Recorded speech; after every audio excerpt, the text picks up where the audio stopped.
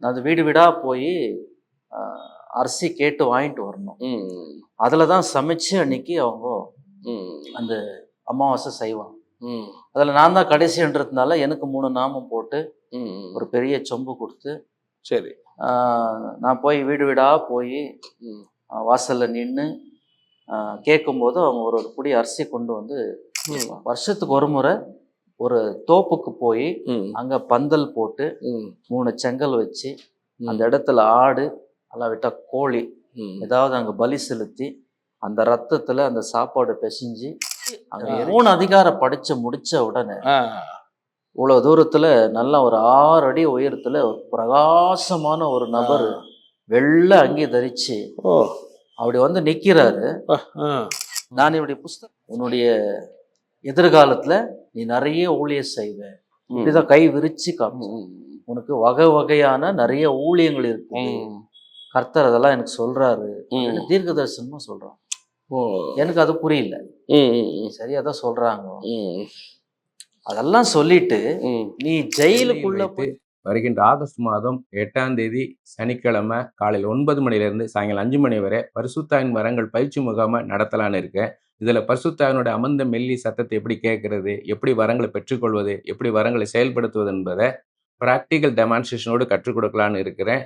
இதில் 200 சீட்டு தான் மொத்தம். அதனால் முன்பதிவாக 1000 ரூபாய் கட்டுவது அவசியம். லஞ்சு, டீ, ஸ்நாக்ஸ் எல்லாம் வழங்கப்படும். இந்த சாட்சியெல்லாம் நீங்கள் வந்து ஷூட் பண்ணி மக்களுக்காக நீங்கள் வந்து இந்த ஒரு ஃபேத் இன்க்ரீஸ் பண்ணுறதுக்கும் ஒரு அடிக்ஷனுக்கும் ஒரு எந்த ஒரு ஆர்டிஃபிஷியல் ஹாப்பினஸ் சீக் பண்ணுறதை விட seek Jesus, seek first the kingdom of God and the righteousness, all the things will be added into you Bible சொல்லுது.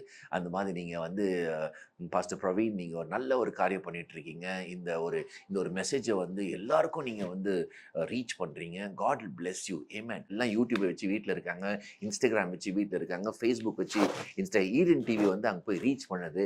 ஸோ தயவுசெய்து இந்த ஒரு மெசேஜ் வந்தால் நீங்கள் பாருங்கள், இந்த சேனலுக்கு லைக் பண்ணுங்கள், சப்ஸ்கிரைப் பண்ணுங்கள், சப்போர்ட் பண்ணுங்கள். உங்கள் support is very important and bless this ministry, and I pray and prophesy, I decree and declare, God bless you.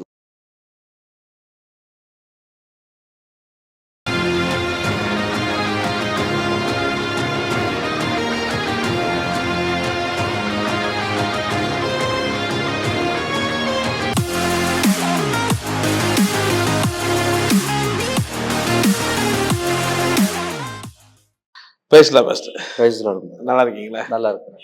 ரொம்ப சந்தோஷம் பெங்களூர்ல இங்கே உங்களை பார்க்கறது. ஸோ உங்களுடைய சாட்சி, உங்களுடைய ஊழிய அனுபவங்கள்லாம் கேட்கும் ஆச்சரியமா இருந்தது. ஸோ நீங்கள் உங்கள் ஊழியம் வந்து ஒரு சிறப்பான வந்து வாய்ந்த ஒன்றா தான் நான் பார்க்குறேன். ஏன்னா நீங்கள் நிறைய பேர் சர்ச் மினிஸ்ட்ரி பண்ணுறாங்க, இவாஞ்சலிஸ்ட் ஊழியம் பண்ணுறாங்க. ஆனால் அதோடு சேர்த்து இந்த குட்வில் நற்கிரியல் பண்ணுறதுங்கிறது எனக்கு ரொம்ப பிடிக்கும் பர்சனலாக. ஸோ அந்த விஷயத்தை நிறைய பண்ணிட்டு வரீங்க. ஸோ அதை பற்றிலாம் நம்ம பேசுவோம். ஸோ அதுக்கு முன்னாடி உங்களுடைய லைஃப் சின்ன வயசுலேருந்து நம்ம ட்ராவல் பண்ணலான்னு இருக்கேன். சரி, நீங்கள் சின்ன வயசுலேருந்து எப்படி இருந்தீங்க அப்படிங்கிறது. ஸோ அதை நம்ம வியூவர்ஸ் கொண்டு போவோம். ஸோ தேங்க்ஸ் ஃபார் உங்கள் அப்பாயின்மெண்ட் ஃபார் அவர் சேனல். வந்ததுக்காக, இவ்வளோ தூரம் வந்து எடுத்து இந்த டெஸ்டமனி எடுக்கிறதுக்காக ரொம்ப நன்றி உங்களுக்கு. Okay, thank you master. ஸோ சின்ன வயசில் நீங்கள் பிறந்த வந்ததான் எங்கே மாஸ்டர்? உங்கள் நேட்டிவ் பிளேஸ் எங்கே? என்னுடைய நேட்டிவ் பிளேஸ் வந்து கர்நாடகா மாநிலத்தில் இருக்கிற ஆசன் மாவட்டம் என்ற ஒரு மாவட்டத்தில்.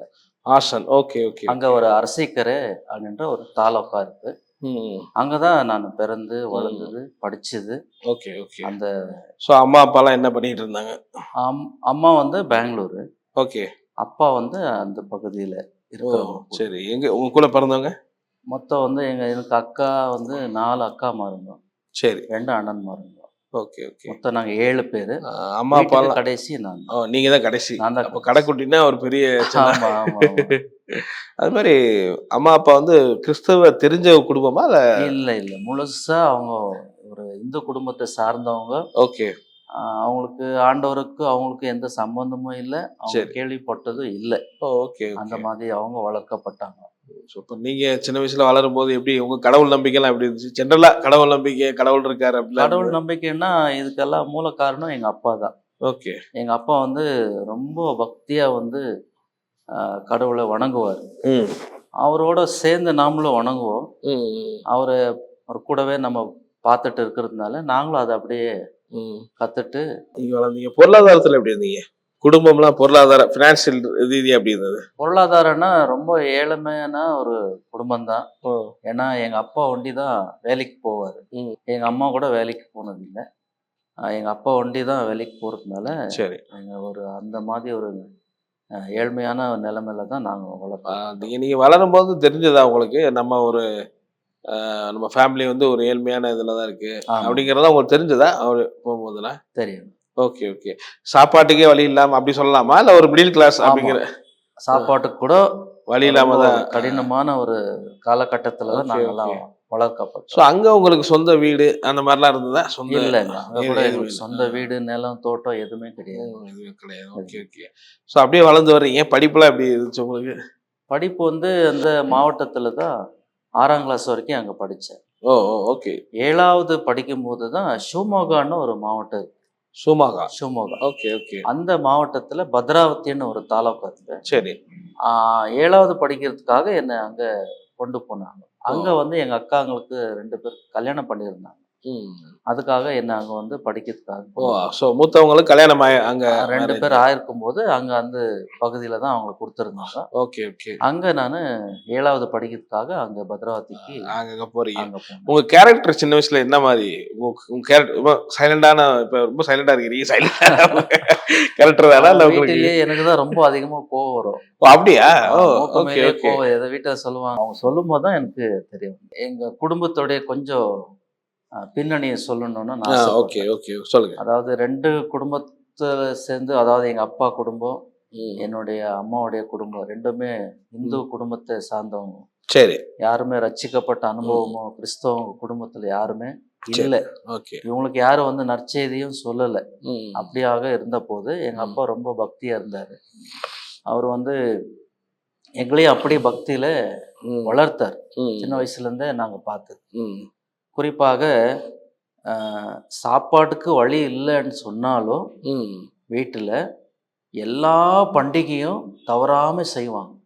Okay okay. அது ஒரு பக்தியா பயத்தோடு ம். அந்த பண்டிகைகள்ல என்னென்ன பண்டிகை வருது இந்த ஒரு பூஜை வருஷத்துல பண்றதெல்லாம் எல்லாமே தவறாம செய்வாங்க. சரி. இப்போ பொதுவாக ஒரு அமாவாசை வரும்போது கூட அதுக்கு ஒரு விசேஷித்தமான நிகழ்ச்சியாக அவங்க நடத்துவாங்க ம். சிலர்.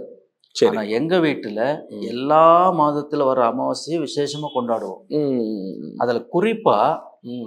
பெரிய அமாவாசைன்னு வருஷத்துக்கு ஒரு முறை வரும். சரி. கேள்விப்பட்டிருப்பீங்க இல்லைங்களா? ஆமா ஆமா. அந்த அமாவாசை வரும்போது ம். அந்த நம்முடைய அந்த பழக்க வழக்கம் எப்படின்னா, ம். வீட்டுல கடைசி யார் இருக்கிறாங்களோ ம். அவங்கள தான் வந்து ஒரு கையில ஒரு பெரிய சொம்பு கொடுப்பாங்க. ம். 3 நாமம் போடுவாங்க. ம்.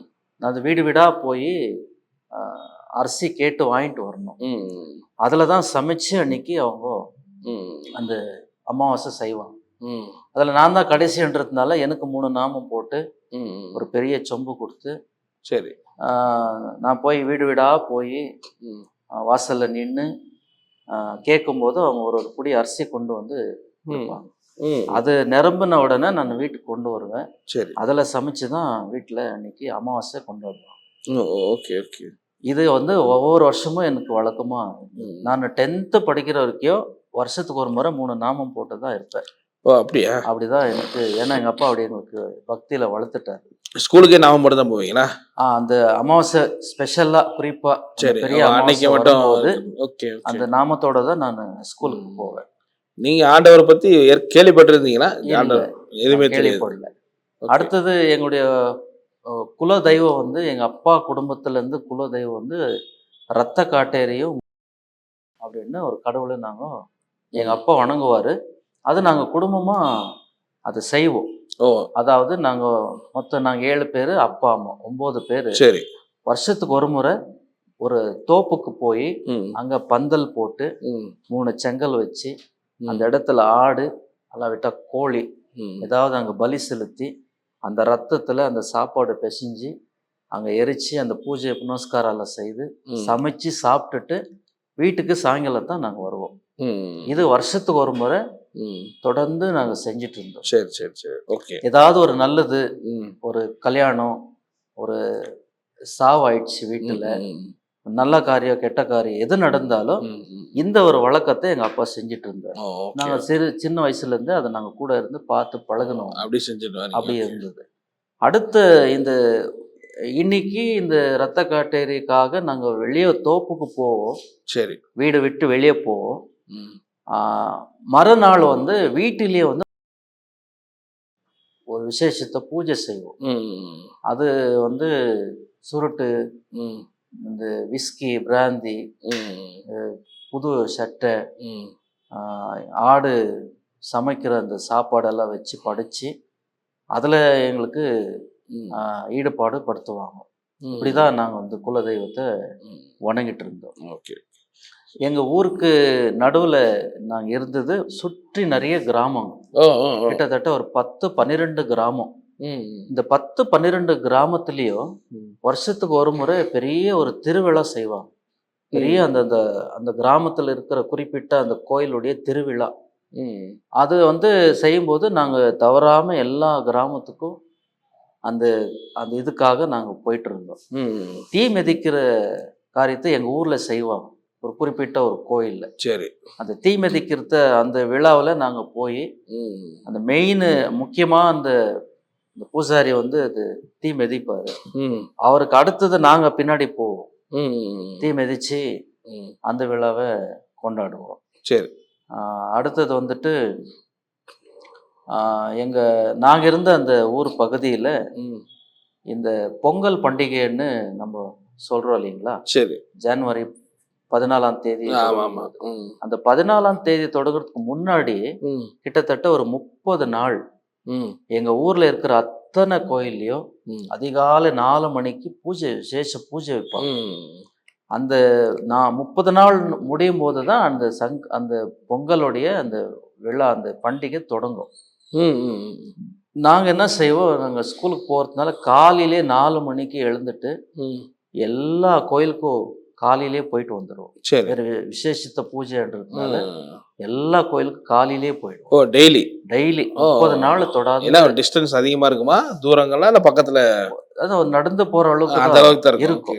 இந்த பக்கம் ஒரு கோயில், அந்த பக்கம் ஒரு கோயில். டெய்லி எல்லா கோயிலுக்கும் எல்லா கோயிலுக்கும் காலையிலேயே போயிட்டு வந்துடும். இந்த 30 நாள் ஒவ்வொரு வருஷமும் இது தொடங்கும். சரி சரி. இப்படி இருந்தது. ராத்திரியில இந்த பஜனை வைப்பாங்க கோயிலுங்களெல்லாம். இந்த சிவராத்திரி வரும்போது நைட்டெல்லாம் எங்கள் அப்பா சாப்பிடாம தூங்காம அவர் இருக்கும்போது நாங்கள்லாம் கோயிலுக்கு போயிட்டு அந்த பஜனையில் கலந்து கொண்டு ராத்திரி எல்லாம் தூங்காம இந்த பஜனை செஞ்சுட்டு இருப்போம். சரி. இப்படிதான் எங்கள் அப்பா நாங்கள் அவரை பார்த்தது, எங்களை அவர் வளர்த்தது, இப்படியெல்லாம் ரொம்ப பக்தியா தான் வளர்த்துருக்காங்க இல்லையா? பக்தியா தான் வளர்த்துருக்காங்க. பட் ஆண்டவர் அங்க அந்த இதுல இருந்துச்சா அந்த கிராமன்றீங்க? ஸோ ஆண்டவர் இயேசு கிறிஸ்துவ பற்றியான சபைகளோ ஆட்களோ அப்படிலாம் இருந்தாங்களா? இல்லை, யாருமே இல்லை. யாருமே. நான் 6வது படிக்கிற வரைக்கும் நான் இருந்த சொந்த ஊரில் ஒரு கிறிஸ்தவ குடும்பத்தையும் நான் பார்த்தது. நீங்க அப்ப அதுக்கு முன்னாடி கேள்விப்பட்டிருக்கீங்களா? கேள்வி கூட நான் படல. இந்த மாதா அது மாதிரி கூட எதுவுமே இல்லை. Okay okay. அப்படிதான் வளர்ந்துருக்கு. அப்படிதான் நாங்க வளர்ந்துருக்கோம். ஓகே. அதான் உங்களுடைய பக்திங்கிறது பெரிய லெவல்ல இருக்கு, உங்க சூழ்நிலையுமே பெரிய லெவல்ல இருக்கு, அப்படியே போகுது இருக்கு. ஸோ அதுல என்னென்ன வேற மாற்றங்கள் உங்க வாழ்க்கையில் நடக்குது அடுத்தடுத்து? நான் 10ஆம் கிளாஸ் முடிஞ்ச உடனே சரி என்னோட சித்தாப்பா நீ பெங்களூருக்கு வந்துரு, உனக்கு நான் கவர்மெண்ட் வேலை வாங்கி. ஓகே. ஏன் அடுத்து படிக்கணும்ன்ற இது இல்லையா? படிக்கணும்னு இருக்கும்போது எங்க அப்பா சொன்னாரு, இல்ல நீ இதுக்கு மேல படிக்காத, ஏதாவது ஒரு நல்ல வேலை செஞ்சு கத்துக்கொன்னு ஓகே அப்படி நீ பொழைச்சுக்கோ. எவ்வளவு படிச்சாலும் நம்மளுக்கு சரியான வேலை கிடைக்காது, கவர்மெண்ட் வேலை கிடைக்காது அப்படின்னு எங்க அப்பா சொல்லிட்டு அதுக்கு மேல் படிப்பு நீ படிக்காத. எனக்கு ஐடிஐ டிப்ளமோ பண்ணோன்னு நான் ரொம்ப விரும்பி அப்ளிகேஷன் எல்லாம் வாங்கிட்டு வந்துட்டேன். சரி. ஆனால் எங்கள் அப்பா சொன்னதுனால நான் அது பண்ண முடியல. சரி, எங்கள் சித்தாப்பா சொன்னார், பரவாயில்ல நீ பெங்களூருக்கு வந்துடு, உனக்கு நான் கவர்மெண்ட் வேலை நான் ஏதாவது சொல்லி வாங்கி கொடுக்குறேன் அப்படின்னு சொன்னதுனால நான் பத்ராவதியிலேருந்து நான் பெங்களூருக்கு இந்த வேலை நிமித்தமாக தான் இங்கே வந்து கிட்டத்தட்ட ஒரு 2 வருஷம் நான் பெங்களூர்ல எங்க சித்தாப்பா வீட்லயோ எங்க மாமா வீட்லயோ, அதாவது என்னுடைய தாய் மாமா வீட்லயே நான் தங்கியிருந்தேன். ஓகே. இங்க பெங்களூர்ல இப்படி தங்கி இருக்கும் போது எனக்கு பெங்களூர் ரொம்ப பிடிச்சிச்சு. நான் ஏன்னா அங்க இருந்து வளர்ந்த இதுக்கும் இங்க அது பெங்களூர் ஃபுல்லா கிராமமா இருக்கு கிராமமா சிட்டி. இருந்தது. இங்க ஓகே ஓகே. சிட்டி பிடிச்சிச்சு. அதனால எங்க அம்மாவுக்கு சொல்லிட்டு நான் பெங்களூர்லயே இருந்துருவேன். அப்போ எங்க அம்மா சொன்னாங்க, சரி நீ ஒண்டி இருக்காத, நாங்களும் வந்துடுறோம்னு சொல்லிட்டு எங்க அப்பா அம்மா எங்க 2 அண்ணன்மாரும் அந்த டைம்ல 4 அக்காங்களுக்கு கல்யாணம் ஆயிடுச்சு, முடிஞ்சிச்சு. இப்போ நாங்க Okay. மொத்தம் இப்போ 5 பேர் தான் இருக்கிறோம். மொத்தம் அவங்களும் என்ன பண்ணாங்க, எனக்காக எல்லாருமே வீடு காலி செய்து பெங்களூருக்கு எங்க வீடு பார்த்து ஷிஃப்ட் ஆயிட்டாங்க. எல்லாம் இங்கே பெங்களூருக்கே வந்து ஓகே ஓகே. செட் ஆயிட்டோம். இப்படி போயிட்டு இருக்குது. இப்படி போயிட்டு இருக்கும்போது எனக்கு இந்த நாங்க இருந்த அந்த பகுதியில எனக்கு சில நண்பர்கள் பழக்கானாங்க, வாலிப பசங்க என் வயசுல சரி, 18, சரி. 19, Okay, 20 இந்த okay. வயசு பசங்களோட எனக்கு கொஞ்சம் நட்பு ஏற்பட்டு அவங்களோட நல்லா பழக ஆரம்பிச்சேன். அந்த குறிப்பிட்ட எனக்கு நல்லா ஞாபகம் இருக்கு, ஒரு 19 வயசு எனக்கு இருக்கும்போது என் நண்பர்களோட சேர்ந்து நாங்கெல்லாம் ஒரு தீர்மானம் பண்ணோம். நம்ம என்ன செய்யலாம், உடல் பயிற்சி செஞ்சு நம்முடைய பாடியை வந்து கட்டுப்பாட்டில் வச்சு நல்லா ஸ்ட்ராங் ஆயிட்டு அடிதடியில் இறங்கணும். அந்த மாதிரி கான்செப்ட்ல நாங்கள் ஒரு 4-5 பேர் சேர்ந்து திட்டம் போட்டோம். இப்போ பார்க்குற மாதிரி எல்லாம் அந்த ஜிம் எல்லாம் அப்போ இல்லை. சரி சரி. அப்போல்லாம் வந்து வீட்லேயே செய்வோம். இந்த உருட்டுக்கட்டை, அந்த ஜிம்முக்கு சம்மந்தப்பட்டதான சில திங்ஸ் எல்லாம் நாங்களே போய் எல்லாம் வாங்கிட்டு வந்து ஒரு ரூம் வாடகை எடுத்து காலையிலே 4 மணிக்கு எழுந்து நல்லா ஜாகிங் போயிட்டு அந்த இன்ஸ்ட்ருமெண்ட் எல்லாம் வச்சு நல்லா ஜிம் பண்ணிட்டு இருப்போம். இப்படிதான் 2 வாரம் கழிச்சிச்சு. சரி. இப்படிதான் என்னுடைய மைண்ட்ல, மற்றவங்களுடைய என் கூட இந்த நண்பர்களுடைய மைண்ட் செட்டப்ல என்ன இருக்குன்னு எனக்கு தெரியாது. ஆனா என்ன பொறுத்த வரைக்கும் நான் வந்து அடிதடியில இறங்கணும், நான் ஒரு ரவுடி ஆகணும், எங்களை பார்த்தாவே நம்ம பகுதியில ஜனங்க பயப்படணும் அப்படிங்கிற எண்ணம், அந்த எண்ணத்துல தான் நாங்க அந்த உடல் பயிற்சியை செய்யறோம். Okay okay. அந்த நோக்கத்துல தான் செய்யறோம். இங்க ஒரு கேங்கா அப்படி இருக்கு இருந்தோம். சரி சரி சரி. இந்த ஜிம் ஸ்டார்ட் பண்ணும்போது எங்களுக்கு இன்னும் அந்த அந்த என்ன சொல்றது, ஒரு கான்ஃபிடென்ட் வந்துச்சு. சரி. நம்ம செய்யலாம், நம்ம பண்ணலாம், அடிதடியில இறங்கலாம் அன்ற மாதிரி ஒரு தன்னம்பிக்கை அதிகமாயிடுச்சு. சரி சரி. இதுக்கு இடையில நான் இந்த 2 வருஷம் இந்த பெங்களூர்ல இருந்த நாட்கள்ல ஒரு நாள் திடீர்னு எண்ணிக்கண்ணு எனக்கு தெரியாது. சரி. என்னுடைய அக்கா வந்து எங்க அக்காவுக்கு யாரோ ஒரு புதிய ஏற்பாடு சின்ன ஒரு பைபிள் கொடுத்துருக்குறாங்க. சரி. இது நிறைய கதை இருக்குது, இது படிங்க உங்களுக்கு டைம் இருக்கும்போது. எங்க அக்கா நிறைய கதை புஸ்தகத்தை வாசிப்பாங்க. அவங்களுக்கு அந்த டைம் நிறைய, அப்பெல்லாம் வேலைக்கு போக மாட்டாங்க இல்லைங்களா, சரி, ஹவுஸ் ஒய்ஃபா இருந்தாங்க. அதனால நிறைய டைம் இருக்கிறதுனால எங்க மாமா பையன் என்ன பண்ணிருக்கிறான், இது புதிய ஏற்பாடு கொண்டு வந்து இது நிறைய கதை இருக்குது, நிறைய ஸ்டோரி இருக்குது, இது படின்னு எங்க அக்காக்கு கொடுத்துருக்கிறான். சரி. அவங்க என்ன அக்கா வந்து மேரேஜ் ஆன. Okay okay. அவங்க வந்து எனக்கு கொடுத்தாங்க, நீ படி அப்படின்னு. சரி சரி. நான் அது ஃபர்ஸ்ட் டைம் புதிய ஏற்பாடை நான் கண்ணிலே பாக்குறேன். சரி சரி. சரி, இது எனக்கு அது ஈடுபாடு இல்லை. சரி. பெங்களூருக்கு வந்தப்பயாவது உங்களுக்கு கிறிஸ்டியானிட்டின்னு ஒன்று இருக்கலாம் தெரிஞ்சிச்சா? 10th முடிச்சு வந்தீங்களே பெங்களூருக்கு, ஒரு கிறிஸ்டியன் ஒரு ரிலீஜியன் இருக்கு அப்படிலாம் தெரிஞ்சதா உங்களுக்கு? அதாவது போகும்போது ஒரு ரோமன் கேத்தலிக் சர்ச் அந்த மாதிரி இதெல்லாம் ஒண்ணு இருக்கு அப்படிங்கிறது அதை சும்மா பாப்பேன், அவ்வளவுதான். அதை பத்தி அவ்வளவு ஐடியா இருக்காது. இல்ல. ஸோ பைபிள் பார்த்த உடனே புதிய ஏற்பாடை பாக்குறீங்க. அதுதான் ஃபர்ஸ்ட் டைம் புதிய ஏற்பாடு என் கைக்கு கொடுக்குறாங்க. சரி சரி. நான் அதை பார்த்துட்டு படிக்கல. சரி.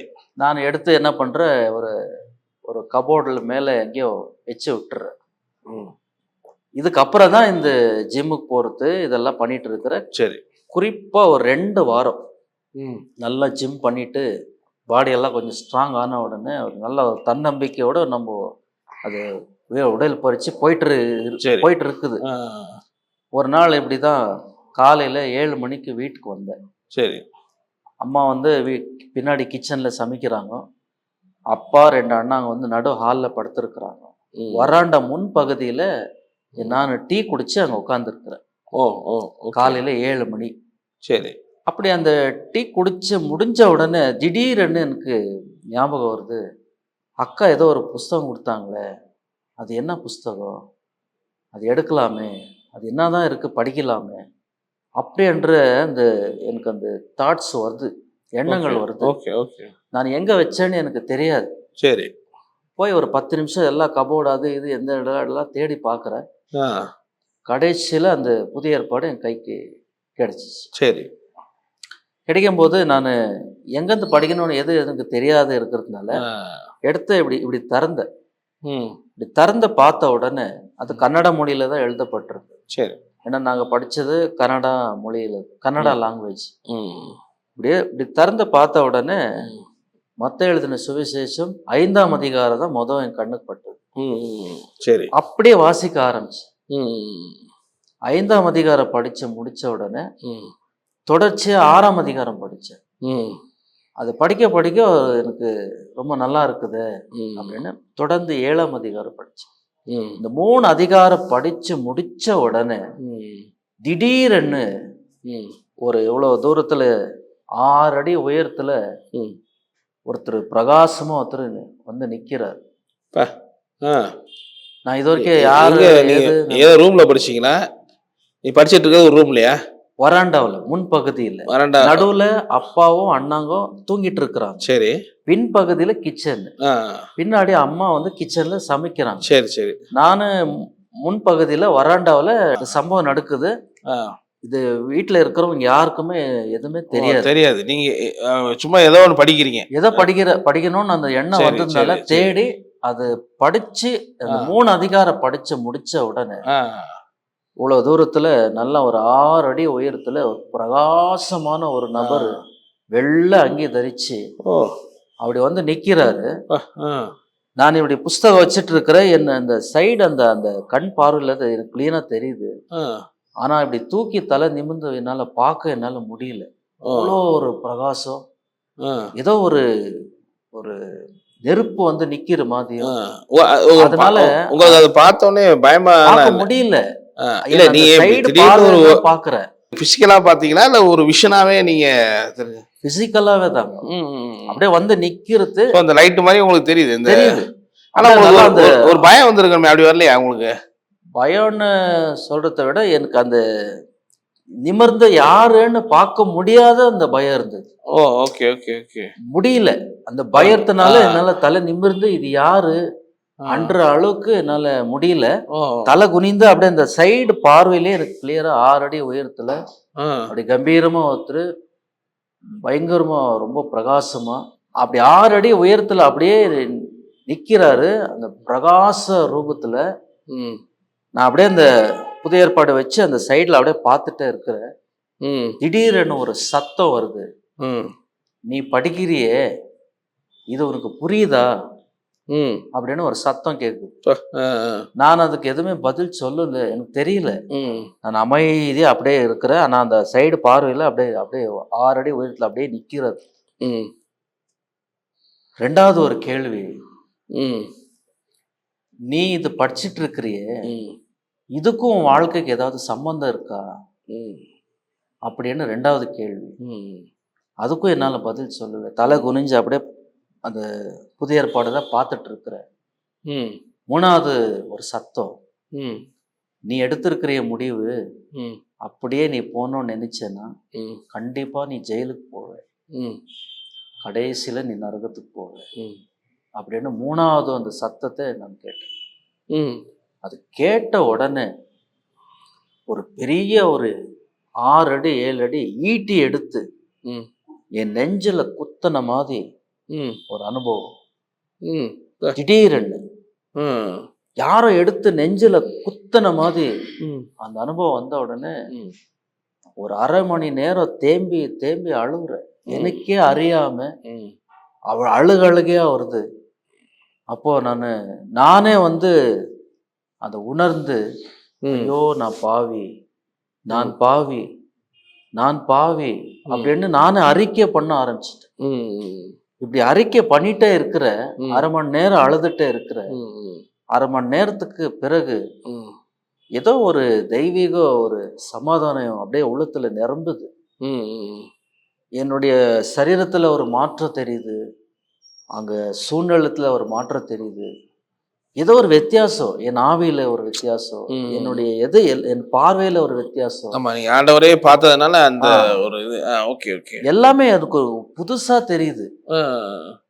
இதுக்கு மேல இன்னொரு விஷயம் என்னன்னா, இதுவரைக்கும் நான் அனுபவிக்காத ஒரு சமாதானம், சந்தோஷம், யாராலையும் கொடுக்க முடியாத சந்தோஷம், நான் எதற்கு நான் பெற்றிராத ஒரு சந்தோஷம். எனக்குள்ள அந்த சமாதான சந்தோஷம் அளவு கடங்கா வருது. அதுக்கு பிறகுதான் இவர் யாரு அப்படின்னு சொல்லி எனக்கு தெரியாததுனால, இதை படிக்கும் போது தானே ஒருத்தர் வந்தாரு, பேசினாரு, அப்போ இதுதான் நான் படிக்கணும் அப்படின்னு எனக்கு ஒரு ஆர்வம் வந்தது. அதுக்கப்புறம் தான் அந்த புதிய ஏற்பாடை நான் படிக்க ஆரம்பிச்சிட்டேன். அப்படி முழுசா படிக்க அப்பதான் நானே தெரிஞ்சுக்கினேன், உண்மையான கடவுள் வந்து இயேசு மட்டும்தான். ஆனா வந்து இது ஒரு நல்ல பெரிய உன்னதமான அனுபவம் இல்ல உங்களுக்கு? அந்த வெளிச்சம் வந்தது, நீங்க பார்த்தது இதெல்லாம் வந்து. பட் ஆனா முழுமையா உங்களால அது இது பண்ண முடியல அந்த அளவுக்கு. ஒரு தலை நிமிர்ந்து முழுசா என்னால நேருக்கு நேரா பார்க்க முடியல. ஆனா அந்த அந்த அந்த அந்த மகிமைன்னு சொல்றதா, அதோடைய வெளிச்சம்னு சொல்றதா, அதோடைய பிரகாசம்னு சொல்றதா, இதனால என்னால தலை நிமிர்ந்து பார்க்கவே. இப்படி ஒரு என்கவுண்டர் நடந்திருக்கு. ஆனா உங்களுக்கு நீங்க எங்கேயோ சர்ச்சுக்கு போனதோ ஏதாவது மீட்டிங் போனதோ ஆண்டரை பத்தி தெரிஞ்சு எதுவுமே கிடையாது. யாருமே வந்து சவுல் பவுலா மாத்துற மாதிரி ஒரு என்கவுண்டர் நடந்திருக்கு. யாருமே வந்து எனக்கு ஒரு இயேசுவை பத்தி சொல்லியோ ஒரு ட்ராக்ஸ் கொடுத்தோ எதுவுமே உங்களுக்கு தெரியும்? எதுவுமே யாருமே எனக்கு இது வரைக்கும் சொன்னதே கிடையாது. சூப்பர். இது வந்து எந்த வயசுல உங்களுக்கு வந்தது? கிட்டத்தட்ட எனக்கு 19வது வயசுல. 19வது வயசுல இப்படி ரிசீவ் இது ஒரு சம்பவம் நடக்குது. இது வீட்டுல சொன்னீங்களா எல்லார்ட்டையும்? இந்த வீட்டுல யாருக்குமே தெரியாது. சொல்லல, நீங்களும் சொல்லல? நானும் சொல்லல. சரி. இது இந்த நிகழ்ச்சி நடந்த பிறகு நான் வீட்டுல இருந்து அந்த வேதத்தை படிக்க ஆரம்பிச்சேன். படிக்க வீட்டுல இருக்கிறவங்க எல்லாம் என்ன எதிர்க்க ஆரம்பிச்சுட்டாங்க. தெரிஞ்சிச்சு நீ பைபிள் தான் படிக்கிறீங்க? பைபிள் படிக்கிறேன்னா அவங்களுக்கு தெரிய வந்து. சரி சரி. தெரிய வந்த உடனே எல்லாரும் அப்ஜெக்ஷன் பண்ணப்போ என்ன சொன்னாங்க? நீ ஏன் வந்து வேற கடவுளை வணங்குற, சரி நம்புற, இவ்வளோ காலமா இவ்வளோ சாமிங்களை கும்பிடுறோமே. எங்க அப்பா எங்களுக்கு சொல்லி கொடுத்தது, நமக்கு தெய்வம் வந்து 303 கோடி தெய்வங்கள் அப்படின்னு சொல்லி கொடுத்தாரு. சரி. நாங்க இருந்த சின்ன வீடா இருந்தாலும் பூஜை அறைன்னு ஒண்ணு வச்சிருக்கோம். அதுல எல்லா கடவுளுடைய போட்டோவை வச்சுதான் நாங்க பூஜை செய்வோம். அதனால நிறைய சாமிகளை பார்த்துருக்கிறோம், வணங்கியிருக்கோம், நிறைய கோயில் குளங்களா போயிருக்கோம். அதனால எங்க அப்பா வந்து எதிர்க்க ஆரம்பிச்சார். நீ வந்து மதம் விட்டு ஜாதி விட்டு வேற கடவுளை நீ போகக்கூடாது அப்படின்னு சொல்லி எனக்கு எதிர்ப்பு தெரிவிச்சாங்க. அதுக்கப்புறம் நான் இன்னொரு சகோதரி இருந்தாங்க. சரி. அவங்களுக்கு எங்க அக்கா மூலியமா இந்த விஷயம் தெரியப்படுத்தி, அந்த டைம்ல நான் இப்படி எனக்கு ஒரு அனுபவம் நடந்தது. சரி. அவங்க என்ன செஞ்சாங்க, நீ வந்து உடனே ஏதாவது ஒரு நல்ல ஆவிக்குரிய சபைக்கு வரணும். சரி. அப்படின்னு சொல்லி நல்ல ஒரு ஆவிக்குரிய சபைக்கு, ஒரு பெந்தகோஸ்து சபைக்கு எனக்கு கொண்டு போனாங்க. Okay okay. 8 வாரம் தொடர்ச்சியா சரி நான் அந்த சபைக்கு போறேன். அங்க பாடல்கள் அப்பதான் எனக்கு கேட்குற முத அந்த பைபிள் வசனம் கேட்குறேன். ஏன்னா இது தெரிஞ்சுக்கிறீங்க. எனக்கு தெரியாது, சர்ச்சு தெரியாது, பிரசங்கம் தெரியாது, பாட்டு தெரியாது. அது எனக்கு இந்த 8 வாரத்துல எனக்கு மிகப்பெரிய ஒரு சந்தோஷம், ஒரு விருந்து போல என் வாழ்க்கையில ஒரு பெரிய மாற்றத்தை கொண்டு வந்துச்சு. 8வது வாரத்துல பரிசுத்த ஆவியானுடைய அபிஷேகம் எனக்கு அந்த ஆராதனை நேரத்துல எனக்கு என் மேல ஆவியானவர் இறங்கிட்டாரு. Okay okay. 8வது வாரம். சரி சரி சரி. எப்ப நான் அபிஷேகம் பண்ணப்பட்டேனோ அப்பவே பாஸ்டர் எனக்கு தனியா அழைச்சி, கர்த்தர் ஒன்னு அபிஷேகம் பண்ணிட்டாரு, இதுக்கு மேல நீ தாமதப்படுத்த கூடாது, உடனடியாக நீ வந்து ஞானஸ்தானம் எடுக்கணும் அப்படின்னு பாஸ்டர் சொன்னார். சரி. எனக்கு ஞானஸ்தானம்னு என்னன்னு தெரியாது. இவங்க சொல்றது நல்லதுதான் இருக்கோ சரி அப்படின்னு சொல்லி நானு என்ன ஏதுன்னு கூட கேட்காம, சரி பாஸ்டர் எப்ப சொன்னாலும் நான் ஞானஸ்தானம் எடுக்கிறேன்னு சொல்லி எனக்கு ஞானஸ்தானம் ஒழுங்குபடுத்தி, சரி, வீட்டுக்கு யாருக்கும் தெரியக்கூடாதுன்னு சொல்லி ம் நாங்க இருந்த பகுதியிலிருந்து, அந்த இருந்த சபையிலிருந்து தூரம் கொஞ்சம் தள்ளி, ஆ ஒரு 4 கிலோமீட்டர் தள்ளி, ம் அந்த இடத்துல தான் யாருக்கும் தெரியக்கூடாதுன்றதுக்காக ம் எனக்கு ஞானஸ்தானம். ஆ ஞானஸ்தானம் கொடுக்கும்போது உங்களுடைய ஃபுல் நேம் வந்து ராமுவாக தான் ராமு தான் இருந்தது. பாஸ்டர் சொன்னாரு, ஆமா. நீ ராமுவாகவே உன் பேர் அப்படியே இருக்கட்டும், சரி. எதுவும் மாத்தாத. ம் யாராவது ஒண்ணு கேட்டா நீ சாட்சி சொல்றதுக்கு உனக்கு வசதியா இருக்கும் அப்படின்னு அப்படின்னு சொன்னாங்க. சொல்லிட்டு என்னுடைய பேரை வந்து மாத்தாம. ஸோ அந்த ராமுங்கிற பேர்லயே கொடுத்துட்டாரு. ஆமாங்க. Okay okay. அதுக்கப்புறம் தான் அந்த ஜோஷுவா இதெல்லாம் வச்சிக்கலாம். ஆமாங்க. Okay okay. அது அடுத்து பேசுவோம். ஸோ அப்போ அதுக்கப்புறம் என்ன நடக்குது உங்களுக்கு உங்க ஞானஸ்தானத்துக்கு அப்புறம்? ஞானஸ்தானம் எடுத்த பிறகு என்னுடைய கூட ஜிம்ல இருந்தான் பாருங்க ஒரு நண்பன். அவன் நான் சர்ச்சுக்கு போயிட்டு வர்றது பார்த்துட்டான். எனக்கு நல்லா தெரியும் இவன் போய் வீட்டுல கண்டிப்பா சொல்லுவான், இன்னைக்கு வீட்டுல சரியா அடிக்க போறாங்க, இல்ல வீடை விட்டு துரத்த போறாங்க. ஏன்னா எங்களது ஒரு முதலியார் குடும்பம், அந்த ஜாதி மக்களா இருந்ததுனால நாங்க வந்து ஒரு உயர்ந்த ஜாதின்னு எங்க அப்பா சொல்லுவார். இப்போ நம்ம இப்படி வேற ஒரு மதத்தையோ வேற ஒரு கடவுளையோ வணங்குறதுனால அது அவங்க ஏத்துக்க முடியல. அதனால நான் பயந்து வீட்டுக்கு போனேன். சரி இன்னைக்கு என்ன நடக்குதோ பார்க்கலாம் அப்படின்னு ரொம்ப பயந்து தான் வீட்டுக்கு போனேன். ஏன்னா அண்ணாங்க இருக்கிறாங்க, அப்பாவும் இருக்கிறாரு, அம்மாவும் இருக்கிறாங்க, நீ ஏதோ நடக்க போகுதுன்னு ரொம்ப பயந்து வீட்டுக்கு போனேன். சர்ச்சு முடிச்சு வீட்டுக்கு போன உடனே எல்லாரும் அவங்கவுங்க வேலையா தான் இருக்கிறாங்களே வெளியே, என்ன எதுவுமே கேள்வி கேட்கல. சாயங்காலம் வரைக்கும் நானும் பொறுத்து பார்த்தேன். சரி. யாருமே இதை பத்தி எனக்கு கேட்கல. ஆனா நான் எப்படி யோசித்தேனோ அதே மாதிரி என் நண்பன் வந்து சொல்லிட்டான், சொல்லியிருக்கிறான். சரி. தெரிந்தும் இவங்க யாருமே எனக்கு கேட்கவே இல்லை. சர்ச்சுக்கு போறேன் யாருமே கேட்கல. எப்போ இவங்க கேட்கலையே எனக்கு கொஞ்சம் தைரியம் வந்துச்சு. பரவாயில்ல, தெரிஞ்சியும் கேட்காம இருக்கிறாங்களே, ஆண்டவர் எனக்கு உதவி செஞ்சிருக்கிறாருன்னு அந்த ஒரு தைரியத்துல தொடர்ச்சியா நான் வந்து சபைக்கு போக ஆரம்பிச்சிட்டேன். ஓகே. அதுக்கப்புறமா கேட்டாங்களா? பின்னாடி கேட்டாங்க, நீ பைபிள் படிக்க கூடாது. நான் காலையில அதுக்கப்புறம் 4 மணிக்கு எஞ்சி ஜெபம் பண்ணுவேன். அப்பெல்லாம் வீட்டுல அப்ஜெக்ஷன் பண்ணுவோம், நீ ஜெபிக்க கூடாது, பைபிள் படிக்க கூடாது அப்படின்னு ரொம்ப அப்ஜெக்ஷன் பண்ண ஆரம்பிச்சாங்க. இப்படியே போகும்போது அவங்களுக்கு தெரிஞ்சிச்சு இவனு ஒன்றும் கட்டுப்படுத்த முடியல. சரின்னு அப்படியே அமைதியாயிட்டு, சரியாக என்னுடைய கல்யாணம் நேரத்துல வந்து நீ சர்ச்சுக்கு போ, பைபிள் படி, ஆனா நாங்க சொல்ற பொண்ணு தான் நீ கட்டணும். அதுல வந்து பிடிவாதமா நின்றுட்டான். நான் சொன்னேன், என்னால முடியாது, என்ன மாதிரியே ஆண்டவர் ஏற்றுக்கொண்டு இருக்கிற பெண்ணா இருந்தா தான் நான் கட்டுவேன்.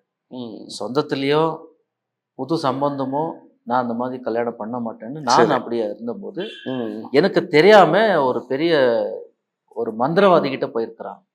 சரி. போயிட்டு இவன் நம்ம பேச்சுக்கு கேட்க மாட்டேன்றான். சரி. இவன் வந்து இப்படி வேற வந்து மதத்தை விட்டு போறதுனால எங்களுக்கு அவமானமா இருக்குது, இதுக்கு என்ன பரிகாரம் அப்படின்னு போய் கேட்டிருக்கிறான். இது எனக்கு தெரியாது, எங்க சித்தி தான் இந்த காரியத்தை சொன்னாங்க. சரி. அவங்க மூலியமா தான் அவங்க மந்திரக்காரர் போயிருக்காங்க. சரி, இங்க இருந்து மாத்தி உங்களை வெளியே கொண்டு வரணும். அப்போ அந்த மந்திரக்காரர் எல்லாம் கேட்டுட்டு, சரி இனிமே அவருடைய வாழ்க்கையில குறுக்கிடாதீங்க, அவரை விட்டுருங்க, அவரை நீங்க ஒண்ணும் பண்ண முடியாது, அவர் விருப்பத்துக்கு விட்டு கொடுத்துருங்க அப்படின்னு சொல்லிட்டு அப்படிதான் அவன் சொல்லி அமைச்சிருக்கான். அது ஆன உடனே தான் இவங்க வந்துட்டு இந்த விஷயத்துல என் வாழ்க்கையில ஒதுங்கிட்டாங்க. அதாவது நீ சரி ஜெபம் பண்றியா பண்ணு, சர்ச்சுக்கு போறியா போ, நீயா எந்த பொண்ணு கட்டணும்னு சொல்லு, நாங்க கட்டி வைக்கிறோம். அந்த மாதிரி இவங்களே எனக்கு ஒரு மாற்றம் ஏற்பட்டுச்சு. ஆனா அதுக்கு முன்னாடி என்ன வேலை பார்த்துட்டு இருந்தீங்க அந்த இதுல? வேலைலாம் என்ன இடையில நான் வந்து ஒரு இன்டீரியர் டிசைனரா இருந்தேன். சரி. அதாவது கார்பெண்டர்ல ஓகே ஒரு ஸ்பெஷலிஸ்டா வேலை பார்த்துட்டு. சரி சரி சரி. ஸோ அதை தான் கண்டினியூ பண்ணிட்டு இருந்தீங்க? அதை நான் கண்டினியூ ஓகே. நான் அபிஷேகம் பண்ணப்பட்ட பிறகு நான் தொடர்ச்சியாக அந்த வேலை நான் செஞ்சுட்டேன். அதுக்கப்புறம் என்ன நினைக்கிறோம்? அதுக்கப்புறம் இப்படி ஒரு ஆண்டவரை தெரிஞ்சுக்கின பிறகு ஊழியம் இருக்குன்னு எனக்கு தெரியாது. கர்த்தருக்கு ஊழியம் செய்யணும், ஊழியக்காரங்க இருக்கிறாங்கோ, வேலையெல்லாம் விட்டுட்டு முழு நேரமா ஊழியம் செய்யணுன்றது எனக்கு எதுவுமே எனக்கு தெரியாது. நான் சாதாரணமா வேலைக்கு போவேன், சர்ச்சுக்கு போவேன், ஏதாவது ஒரு ஸ்பெஷல் மீட்டிங்கு நடக்குதுன்னும் போது So, ஒரு நார்மல் ஒரு பிலீவரா அப்படி ஒரு பிலீவரா நான் அப்படித்தான் இருக்கும்போது, அப்போ வந்து அது கொஞ்சம் ஆண்டவருக்குள்ள வளர வளர இப்படி ஒரு ஊழியம் செய்யலாம், ஆண்டவருக்கு ஊழியம் செய்ய முடியும், சரி வேலையெல்லாம் விட்டு ஆண்டவருக்கு முழு நேரம் கூட ஊழியம் செய்யலாம் அப்படின்னு எனக்கு தெரிய வந்தது. சரி அப்படி தெரிய வந்த உடனே எனக்குள்ள ஒரு பெரிய பாரம். நான் அப்போ வந்து ஜெபம் பண்ண ஆரம்பிச்சேன். ஆண்டவரே நான் ஊழியம் செய்யணும். எனக்கு அப்பந்தான் இந்த நான் செய்யற வேலை மேல எனக்கு முழுசா அந்த கவனமே போயிடுச்சு. வேலைக்கே போக மாட்டேன். வேலைக்கு போற மாதிரி போவேன், எங்கேயாவது கடை ஓரத்துல போய் உட்காந்து ஜெபம் பண்ணிட்டு இருப்பேன். ஆண்டவரே நான் ஊழியத்துக்கு எப்போ என்ன கூப்பிடுறீங்க, நான் ஊழியத்துக்கு அந்த ஊழிய வாஞ்ச அதிகமாயிடுச்சு. ஆனால் ஆண்டவர் ஏதாவது ஒரு மீட்டிங்கு, ஒரு விசேஷத்த ஒரு பிரசங்கியார் வராரு அப்படின்னும் போது அங்க போவேன். சரி அங்கேயும் ஜெபம் பண்ணுவேன், ஆண்டவரே இந்த ஊழியக்கார மூலியமா எனக்கு நீ ஊழியத்துக்கு கூப்பிடணும் ஆண்டவரே அப்படின்னு எதிர்பார்க்குவேன். எதுவுமே நடக்கல. அது அமைதி. அப்பெல்லாம் என்ன ஏஜ் இருக்கும் உங்களுக்கு? இந்த டைம்ல என்ன வயசு இருக்கு உங்களுக்கு? ஒரு 22 வயசு இருக்கும். 22 வயசுல 23 வயசுல இந்த ஆர்வம் ரொம்ப அதிகமாயிடுச்சு. சரி சரி. என்னுடைய கவனம் வந்து வேலை மேல என்னால செலுத்த முடியல. ஊழியருடைய ஈர்ப்பு, ஊழியம் போய் செய்யணும் அந்த மாதிரி எனக்கு இதாயிடுச்சு. ஊழியத்துக்குலாம் போனா வருமானம் இருக்காது, அதெல்லாம் தெரியாது, எதுவுமே தெரியாது. ஓகே. ஆனா எப்படியும் எனக்கு ஒரு அழைப்போ தரிசனமோ ஒரு தீர்க்க தரிசனமோ எதுவுமே எனக்கு வரவே இல்லை.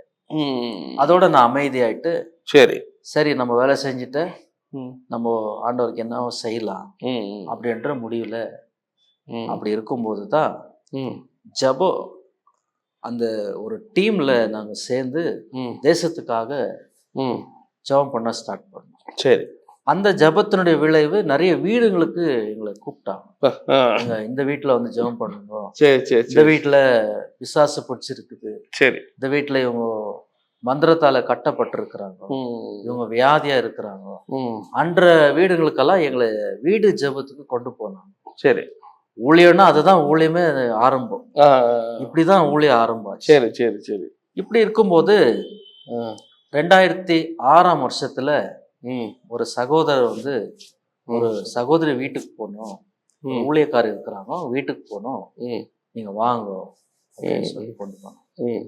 சரி, அந்த சகோதரியை சந்திக்கும் போது சொன்னாங்க நாங்க ஜெயில் ஊழியம் செய்யறோம் அப்படின்னு சொன்னாங்க.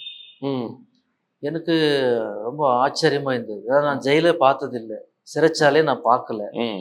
அதுல இவங்க போய் எப்படி ஊழியம் செய்யறாங்கன்றது எனக்கு ரொம்ப ஆச்சரியமா. சரி சரி சரி. அவங்க எல்லாம் அனுபவத்தெல்லாம் சொல்லும்போது அந்த இவங்க போய் எப்படி அவங்கக்கிட்ட ஆண்டவருடைய வார்த்தை சொல்றாங்க, அவங்களுக்காக எப்படி ஜெபிக்கிறாங்க, அவங்க எப்படி உங்களுக்கு கடிதம் எழுதுறாங்கன்றது இவ்வளவு கடிதம் எல்லாம் கொண்டு வந்து காமிச்சாங்க.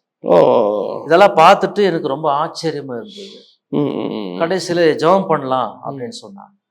அந்த அக்கா ஜெபிக்கும் போது திடீரென்னு எனக்குள்ள ஒரு ஆத்ம பாரம், சரி, அந்த ஜெயில் கைதிங்க மத்தியில அந்த பாரம் வந்துச்சு. அப்படியே கண்ணுல தண்ணியா ஓடுது. சரி. அப்பவே நான் அர்ப்பணிச்சேன். ஆண்டவரே, இந்த ஊழியத்துக்கு என்ன நீங்க அழைச்சிக்கினா நான் செய்யறேன் ஆண்டவரே, நான் ஜெயில் ஊழியம் செய்யறேன், அதனால எனக்கு இந்த வாய்ப்பு கொடுங்க அப்படின்னு நான் பொருத்தனை பண்ணி அந்த நேரத்துல நான் ஜெபம் பண்ணேன். அடுத்தது இப்ப ஜெயில் எங்க இருக்கு, ஜெயிலுக்குள்ள எப்படி போகணும், அதுக்கான என்ன அனுமதி எங்க பெறணும், எதுவுமே எனக்கு தெரியாது. மறுபடியும் ஒரு வாரம் கழிச்சு இந்த சகோதரரை கொண்டு கூட்டிட்டு போய் அந்த அக்காவை போய் பார்க்கலாம் அப்படின்னு மறுபடியும் அவங்களை போய் பார்த்தேன். அவங்க என்ன தம்பி அப்படின்னு, இப்போ நீங்க ஜெயில் ஊழியம் செய்றீங்களே, நானும் செய்யணும்னு விரும்புறேன், எனக்கு அந்த பாரம் இருக்குது, அதனால எங்க பர்மிஷன் வாங்கணும், எப்படி போகணும் எனக்கு தெரியாது, நீங்க எனக்கு ஏதாவது ஹெல்ப் பண்றீங்களா அப்படின்னு. சரி தம்பி, நான் ஹெல்ப் பண்றேன், நீங்க எல்லாம் லெட்டர் எழுதிட்டு பர்மிஷனுக்காக வா அப்படின்னு சொல்லி நேரா வந்து ஐஜி ஆஃபீஸ்க்கு என்னை கொண்டு போனேன். சரி. அங்கே கொண்டு போயிட்டு என்னை அறிமுகப்படுத்திட்டு, தம்பி வந்து ஜெயில் ஊழியம் செய்யணும், நீங்கள் அனுமதிக்கணும், பர்மிஷன் கொடுங்க அப்படின்னு கேட்ட உடனே அந்த அதிகாரி சொன்னாரு, நீ ஏன் சின்ன பையனா இருக்கிறப்பா ம், உள்ள இருக்கிறவங்க எல்லாம் பெரிய பெரிய கைதிங்கோ ரவுடிங்கோ ம், அவங்க மத்தியில உன்னை அனுப்ப முடியாது ம், அப்படின்னு அவர் வந்து எங்களுடைய அந்த பர்மிஷன் கொடுக்க முடியாதுன்னு தள்ளுபடி ரிஜெக்ட் பண்ணிட்டார். சரி. நான் ரொம்ப மனசு உடைஞ்சு சோர்ந்து ம், அப்படியே வீட்டுக்கு திரும்பி வந்துட்டேன். ம், சரி, இந்த ஜெயிலுள்ளே செயலாடின வாஞ்சித்தோ ம், அந்த பாரம் இருந்துச்சு, ம். நம்மளுக்கு அனுமதி கிடைக்கலையே, பர்மிஷன் Okay, கிடைக்கல. okay. ஏன்னா இந்த அதிகாரி கொடுத்தாதான் ஜெயில் உள்ள விடுவாங்க. ம். ஏன்னா இவர் தான் மேல் அதிகாரி. Okay, okay. அப்படி மன உடைஞ்சு நான் வீட்டுக்கு வந்துட்டேன். ம், திடீரென்னு இந்த சகோதரர் மறுபடியும் ஒரு வாரம் கழிச்சு ம். இன்னொரு வீட்டுக்கு நம்ம ஜெபத்துக்கு போகணும், ம், ஒரு ஊழியக்காரர் இருக்கிறாங்க, ம், அவங்க கிட்ட நம்ம ஜெபம் பண்ணதுக்கு போகலாம் அப்படின்னு சரி. என்னை கொண்டு போறாரு. ம், போன உடனே வாசல்ல எங்களை பார்த்துட்டு, என்ன குறிப்பா பார்த்துட்டு, ம், நீ 1 மணி நேரம் கழிச்சு வர முடியுமா ம். அப்படின்னு கேட்டான். சரி. நான் சரி அப்படின்னு. ம், இவர் கூட வந்தவர், ம். வாங்க நம்ம அவங்க சொன்ன மாதிரியே நம்ம 1 மணி நேரம் கழிச்சு கழிச்சு வரலாம். போகலாம். Okay, okay, okay. 1 மணி நேரம் கழிச்சு போன உடனே கிட்டத்தட்ட 1 மணி நேரம் எங்ககிட்ட அவங்க பேசினாங்க. ம், பேசிட்டு, ம், உன்னுடைய எதிர்காலத்துல நீ நிறைய ஊழியம் செய்வ, ம். இப்படிதான் கை விரிச்சு காமிச்சு, ம், உனக்கு வகை வகையான நிறைய ஊழியங்கள் இருக்கு, ம், கர்த்தர் அதெல்லாம் எனக்கு சொல்றாரு ம். அப்படின்னு தீர்க்க தரிசனமா சொல்றான். ஓ. எனக்கு அது புரியல. ம், ம், ம், சரியா தான் சொல்றாங்க. ம், அதெல்லாம் சொல்லிட்டு ம். நீ ஜெயிலுக்குள்ள போய் சுவிசேஷம் சொல்லுவேன்னா, ஓ. பா. ம், கைதிங்க மத்தியில, ம், கொலைகாரங்க மத்தியில ம், நீ போய் ஆண்டுடைய நாமத்தை நீ சொல்லுவ ம், அப்படின்னு கடைசியா அந்த வார்த்தை சொன்னான். ம், அது சொன்ன உடனே எனக்கு ஒரு பக்கம் சந்தோஷம், ம், மறுபக்கம் என்னன்னா இந்த மேல் அதிகாரியே பார்த்துட்டோம், ம். அவரே அனுமதி கொடுக்கல, ஆ. மறுபடியும் எங்க போய் நம்ம கேட்க முடியும், ம், அனுமதி எங்க கிடைக்கும் ம், அன்ற ஒரு கவலை ஒரு பக்கம் சந்தோஷம். ம். ஆண்டவர் சொல்றாரு அப்படின்னு. ம், இப்படி ஒரு 2 மாசம் கழிஞ்ச உடனே ம், எனக்கு தெரிஞ்ச ஒரு ஊழியக்கார் வந்து ம். ஒரு சகோதரன் வீட்டுக்காக கொண்டு போறாரு. சரி. நான் ஒரு வீட்டுக்கு ஜெபத்துக்கு போறேன், நீங்க வாங்க அப்படின்னு என்னை கூட்டிட்டு போறாரு. ம், அப்போ இந்த சம்பவம் எல்லாம் இவருக்கு மட்டும் நான் சொல்லியிருந்தேன். சரி. மதி ஜெயில ஊழியம் செய்யணும், அது எங்களுக்கு பர்மிஷன் இல்லை, ம், அனுமதி கிடைக்கல ம், அப்படின்னு இவர்கிட்ட அந்த காரியத்தெல்லாம் சொல்லிட்டு நாங்க போறோம். ம், நாங்க போன வீட்டுல ம், அவர் வந்து ம், இந்த சட்டமன்றத்துல உள்ள வேலை செய்யறவர். ம். சட்டமன்றம் இருக்கு இல்லைங்களா, ஆமா, ஆமா. நம்ம இங்க கர்நாடகம் வந்து ஆமா. விதான சௌதான்னு சொல்லுவோம். ம், அங்க உள்ள வேலை செய்யறவர். ம், அவர்கிட்ட இவர் என்னை கொண்டு போனவர் சொன்னாரு, தம்பி வந்து ஜெயில் ஊழியம் செய்யணுமா, ம், நீ வந்து பர்மிஷன் வாங்கி கொடுக்கலாமே ம், அப்படின்னு இவரு எனக்காக பேசுறாரு. ம், உடனே அவரு, அவ்வளவுதானே நான் வாங்கி கொடுக்குறேன் ம், ம். அப்படின்னு நேரா சட்டமன்றத்துல என்னை கூட்டிட்டு போயிட்டாரு. ஓ, அப்படியா? யாரை மீட் பண்ணோம், முதலமைச்சரை மீட் பண்ண என்னை கொண்டு போறாரு. அப்படியாப்பா? ஆ. நேரா விதான் சௌதா உள்ள நான் போறேன். ஆ, அதான் ஆ, ஃபர்ஸ்ட் டைம் ஆ. சட்டமன்றம் உள்ள போறேன். ஓ, முதலமைச்சரே. ஆ, சரி, சரி. அப்படி போகும்போது ம், 2006ஆம் வருஷம். ம், அப்போ நம்ம கர்நாடகா மாநிலத்துடைய முதலமைச்சர் வந்து குமாரசாமி. சரி. அந்த அவர் தான் முதலமைச்சரா இருந்தார். ம், அவருக்கு தான் அந்த லெட்டர் எழுதணும். ம். முதலமைச்சர் தான் எழுதி கேள்விப்பட்டிருக்கேன். ஆமா, நேரா ஆமா. அவர்கிட்ட போகும்போது ம், நாங்க போன அந்த நேரத்துல ம். சட்டமன்றத்துல அவர் இருக்கல. ம், ம், அவருடைய செக்ரட்டரி, ம், காரியதர்சி ம், அவர் இருந்தார். அவரை நேர்ல பார்த்து அந்த லெட்டர் கொடுத்து ம், உடனே வந்துட்டு நாங்க வந்துட்டோம். ம், ம், ம். 8 நாள் கழிச்சு விதானசௌத சட்டமன்றத்துல இருந்து எனக்கு கடிதம் வருது. பா. ஆ. நீங்க கேட்டபடியே நாங்க அனுமதி கொடுக்கறதுக்காக ம். மேல் அதிகாரிக்கு நாங்க சிபாரசு ஸோ பண்ணியிருக்கிறோம். அந்த அந்த பர்மிஷன் வாங்குறது வந்து சாதாரண விஷயம் கிடையாது. சாதாரண விஷயம் இல்லை. ஓ, ஈஸியா நம்ம பண்ணிட முடியாது. இப்படிதான் கிடைச்சது. Okay, okay, okay. Vidhana CM Soudha வரைக்கும் போயிருக்கீங்க. ஆமா, முதலமைச்சர் ஆபீஸ்ல இருந்து எனக்கு கடிதம் வருது. ஆ, குமாரசாமி கிட்ட இருந்து எனக்கு கடிதம் வருது. சரி, உங்களுடைய மனுவை நான் ஏற்றுக்கொண்டிருக்கிறேன், சரி, சம்பந்தப்பட்ட அதிகாரிக்கு நான் சொல்லியிருக்கிறேன், சரி. அவங்க உங்களுக்கு அனுமதி கொடுப்பாங்க ஆ, அப்படின்னு. அவங்க யாருக்கு அனுப்பியிருக்கிறாங்கன்னா சரி. பெங்களூர் போலீஸ் கமிஷனருக்கு அனுப்பியிருக்கிறாங்க. ஆ, ஆ, ஆ. ஓ, அங்கிருந்து மறுபடியும் எனக்கு ஒரு கடிதம் வருது. சரி. இந்த சிறைச்சாலை என்பது என்னுடைய கட்டுப்பாட்டுக்குள்ள வராது, ம், ம், ம். நான் கொடுக்க முடியாது அனுமதி. நீங்க ஒண்ணு செய்யுங்க, இதுக்கு சம்பந்தப்பட்ட ஐஜின்னு ஒரு டிபார்ட்மெண்ட் இருக்குது. ம், ஐஜி சிறைச்சாலைகளுக்கான ஒரு அதிகாரி இருக்கிறாங்க, ம், ம். அவங்கள நீங்க சந்திக்கணும் அப்படின்னு மறுபடியும் எனக்கு ஒரு கடிதம் வருது. ம். அவருடைய வீட்டு ஃபங்க்ஷனை வந்து ஒரு பெரிய மண்டபத்தில் செய்வாங்க. சரி. அங்கே சாப்பாடு மிச்சம் ஆகிடும். ம். மிச்சம் ஆன உடனே ரோட்டில் கொண்டு வந்து எல்லாரையும் கூப்பிட்டுட்டு சாப்பாடு கொடுப்பாங்க. ம். ஆனால் அவங்க வந்து யாரும் வீட்டு உள்ள சேர்க்க மாட்டாங்க, மண்டபத்தில் சேர்க்க மாட்டாங்க. ரோட்லேயே கொண்டு வந்து இப்படி எடுத்துன்னு போனால் இப்படி இப்படி தூரமாக இப்படி கரண்டியில் போட்டு சாப்பாடு கொடுப்பாங்க. ம். அப்போ நான் போய் க்யூவில் நின்று ம். சாப்பாடு வாங்குவேன். ம். ஏன்னா வீட்டில் சாப்பாடு இல்லை.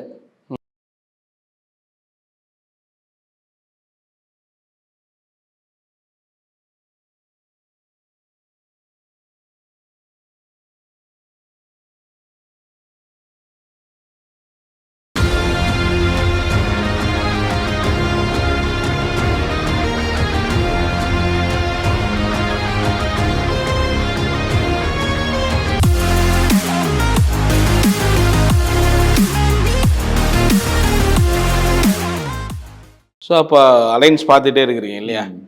ஸோ அதுக்கப்புறம் எப்படி முடிவானது? அலையன்ஸ்ன்றது நான் பார்க்கல, ஆ. ஆனால் கூட இருந்தவங்க ஆனால் உங்களுக்கு திருமணம் பண்ணிக்கணுங்கிற ஐடியா உங்களுக்கு இருந்தது இல்லையா? ஐடியா இருந்ததுன்னா நான் ரட்சிக்கப்பட்ட பிறகு ஆ. திருமணம் செய்யக்கூடாதுன்னு முடிவு எடுத்தேன். ஓ, ஏன், என்ன காரணம்? அதாவது நான் இப்போது உண்மையான தெய்வத்தை தெரிஞ்ச பிறகு ஆ. ஆண்டவருக்காக கடைசி வரைக்கும் ஊழியம் செய்யணும், ஓ, ஓகே. எனக்கு கல்யாணம் வேண்டாம் ஓ, அப்படின்னு நான் அது ரொம்ப உறுதியாக இருந்தீங்க. உறுதியாக முடிவாக இருந்து என் சரி. வீட்டில் எல்லாருக்கும் சொல்லிட்டேன், ம். நான் கல்யாணம் கட்ட மாட்டேன் ம். அப்படின்னு உறுதியாக இருக்கும். ஸோ அதனால கூட நாள் தள்ளி போயிட்டே தள்ளி இருந்தீங்க. போச்சு. சரி சரி. அப்போது ஒரு குழுவாக நாங்கள் வாரத்துக்கு ஒரு முறை ஆ. தேசத்துக்காக ஜெபிப்போம், ஒரு சரி. 10 பேர் சேர்ந்து. ம். அப்படி இருக்கும்போது என்னுடைய நண்பர் ஒருத்தர், அவருக்கு திருமணம் ஆயிருந்தது. ம். அவங்களுடைய மாமியார் கொஞ்சம் தூரத்தில் இருந்தாங்க. சரி சரி சரி. எப்பாவது வருவாங்க, நம்ம ஜெபத்தில் கலந்துக்கிட்டு போயிடுவாங்க. சரி. திடீர்னு ஒரு நாள் என் நண்பர் வீடை தேடி வந்தார். ஆ. எங்கள் மாமியார் உங்களை அவசரமாக பார்க்கணும், ஆ. உங்களை பார்க்கறதுக்காக வந்திருக்கிறாங்க எங்கள் வீட்டுக்கு, நீங்கள் வாங்க ஆ. அப்படின்னு. என்ன எதுக்கு பார்க்கணும் அப்படின்ட்டு நான் போகிறேன். சரி. போனப்போ என்னை உட்கார வச்சுட்டு, ம். தம்பி நீ கல்யாணம் பண்ணிக்கணும் ம். அப்படின்னு சொன்னாங்க. ஏன் இந்த வார்த்தை சொல்கிறாங்கன்னு எனக்கு புரியல. ம். அப்போ அவங்க சொல்கிறாங்க, நான் அதிகாலை 4 மணிக்கு எழுந்து ஜெபம் பண்ணிகிட்டு இருக்கிறேன், ம். திடீரென்னு வானத்தில்